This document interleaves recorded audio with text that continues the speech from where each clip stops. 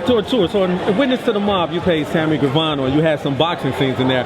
How difficult was the training you went through, or how intensive? It wasn't too bad. You know, I've always been kind of a frustrated fighter. When I was a kid, I boxed in the PAL. My dad was an amateur. My brother, John, was actually a very good boxer.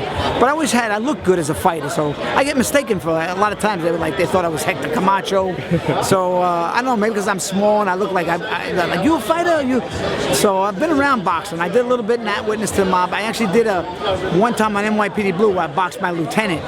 And I talked them into that because I was always a good shadow boxer. Everybody's like, look at Nicky shadow box. So I'm a big fight fan for a long time. When I was a kid, I was a bit of a kind of a idiot savant with boxing. You know, I knew all these old fighters, and you know, I go way back with boxing.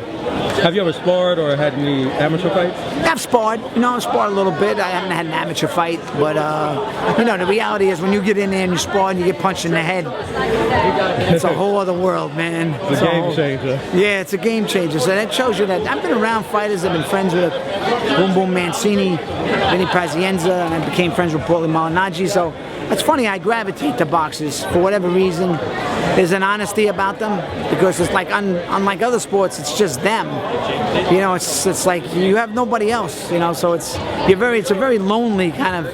You look at them before the fight. There's always that anxiety, like, what are these boxers feeling? You know, how are they gonna? But this is what they do. So I guess, you know, it's hard to get in the mindset of a boxer unless, you know, you're a boxer. So tomorrow we're going to see Paulie in his first bare knuckle fight. Do you think we'll see a different Paulie than we saw in traditional boxing fights? I don't think too much. I think you're going to see Paulie as a boxer, as a pure boxer.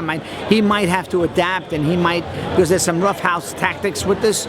So I think he probably will, on the fly, will improvise. But I mean, basically, I think you're going to see a skilled boxer against a brawler.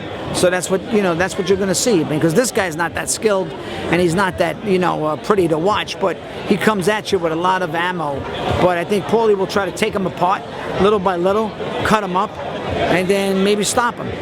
Do you think we'll see a more technical Paulie, or you think he'll go out there and blast the guy out? No, I think you'll see a technical. He has to be smart, because the unknown for this guy is he throws some kind of haymaker. It's like me going in there throwing like a wild roundhouse punch, and I get lucky. You know what I mean? So I think that's what it comes down to.